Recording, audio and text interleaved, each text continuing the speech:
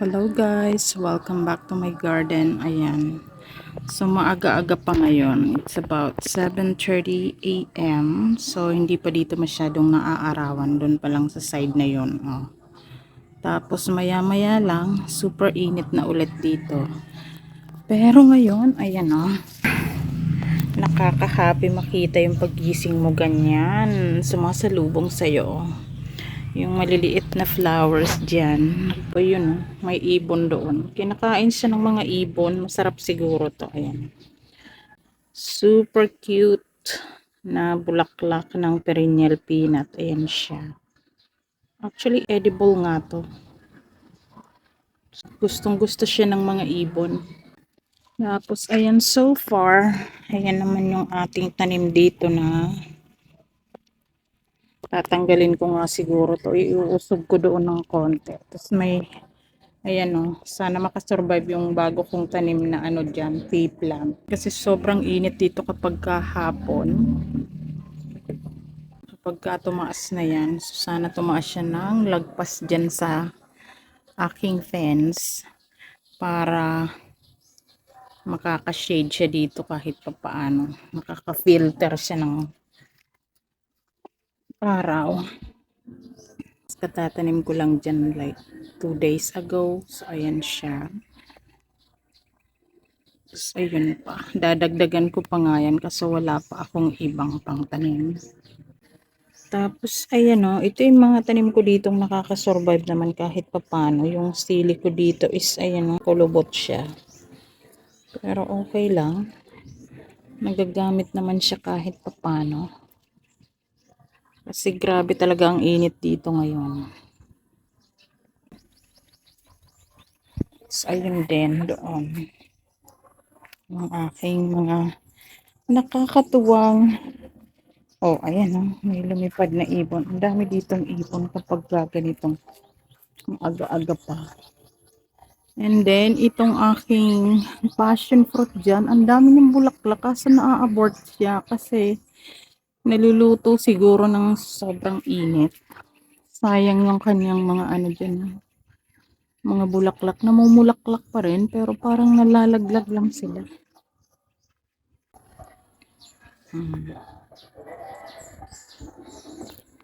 So, ayan. Buhay pa naman yung iba ko ditong mga tanim. Pero parang mahirap talaga magtanim ngayon. Kailangan, very diligent sa pagdidilig ng inyong mga halaman. Kasi super duper init. Patutuyuin ko na lang siguro yung mga natira ditong mga ganito. Oh. Kasi, pang tanim ko ulit. So, ayan. May mga ano dito. May mga magulang na. So, ayan din. Oh. Tapos yung papaya ko dyan. So, yun o. Ang ganda ng langit. Very blue. Ang tagal nang hindi umuulan. Basta yun dito o. Yung aking mga luya. Ayan.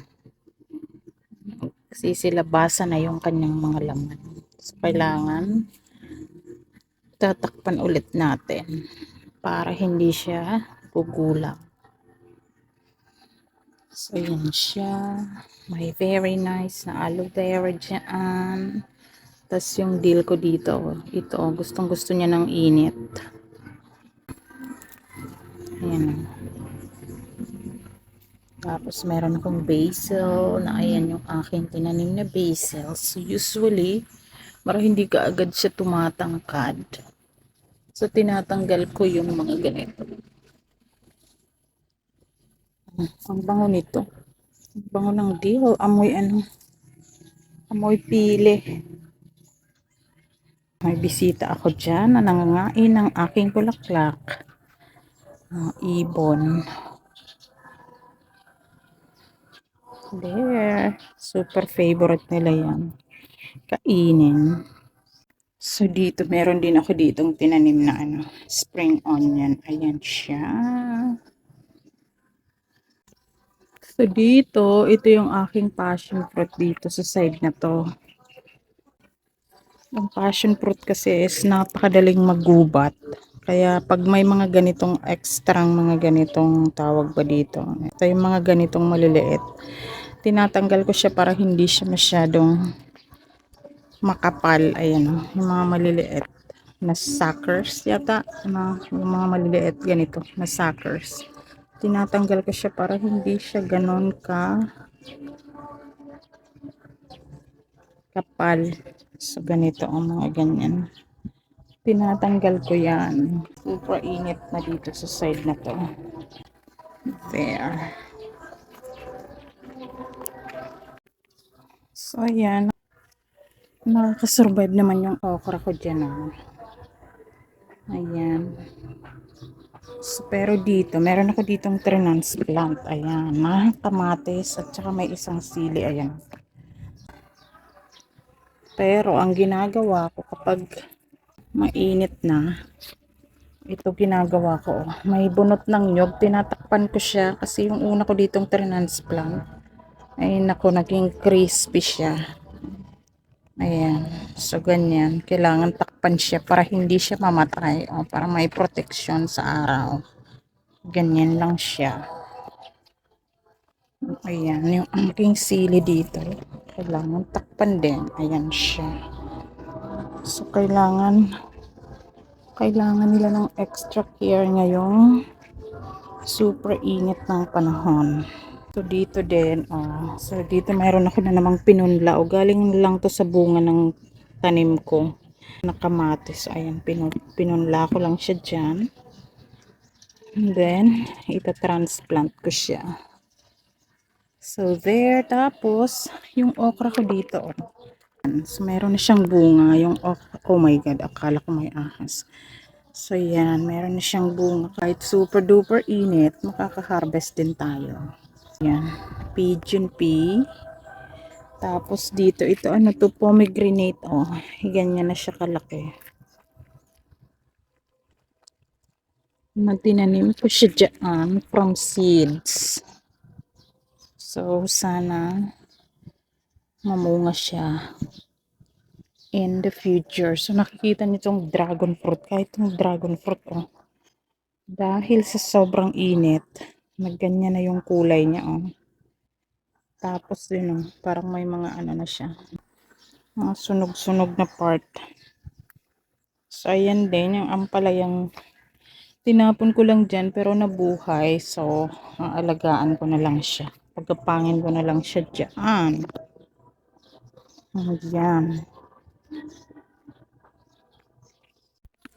Update ko kayo dito sa aking super daming bungang langka. Ayun, oh.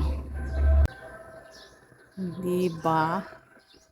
Ang daming bunga. Kahit dito. Oh, ayun pa nga. So, there it is. Oh. Ayan. Ang dami-daming bunga niyan. Yung iba nabubulok na nga eh.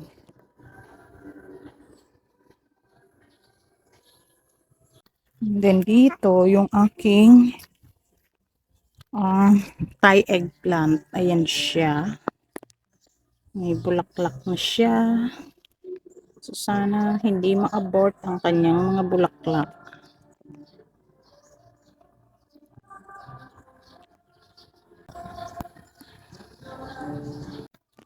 So, dito din, mayroon din ako ditong okra. Ay, wow, look at this. Meron ako ditong French beans ba ito? O, ayan o. Ayan. Pinakain ko tong ganito lang, hilaw. Pero wala na kasi akong ibang seeds niyan. Ipaano, patuyuin ko na lang siguro tong pang tanim. Hmm.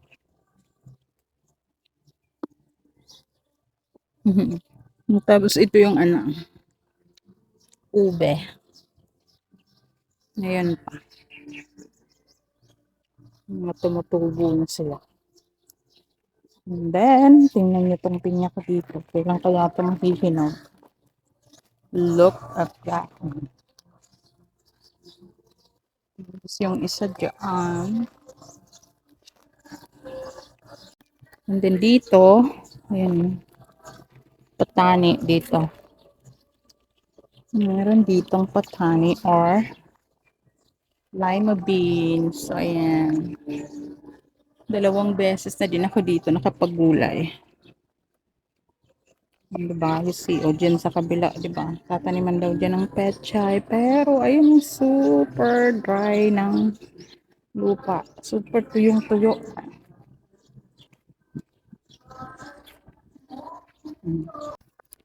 Ito rambutan to. Kailan kaya ito mamumunga?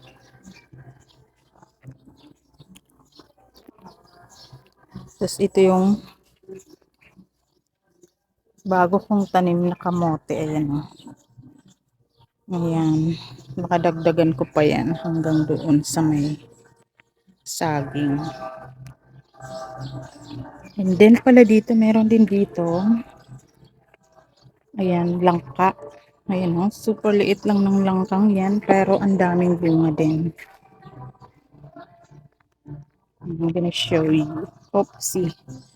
So there it is. Ayan o. Diba? Maraming bunga. Ayan o. Ang bango rin ng langka. So there, oh.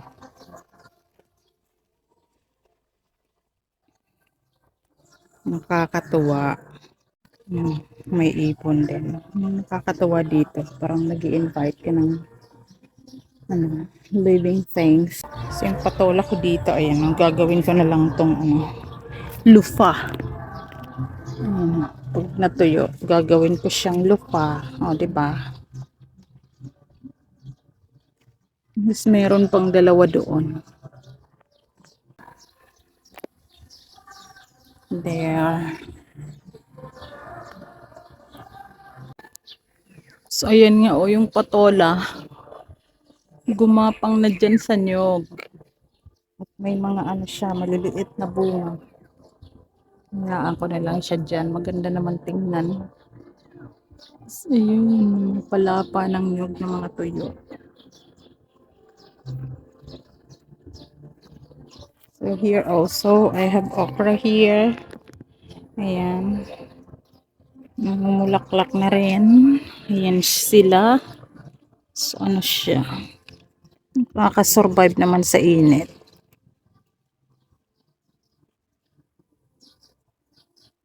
So there it is. And then there.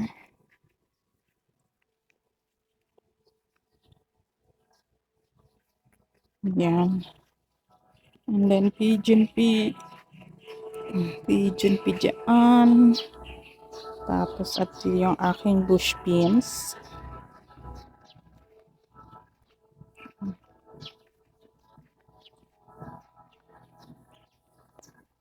So there, diba? Wala pang 8 o'clock pero ganyan nakainit.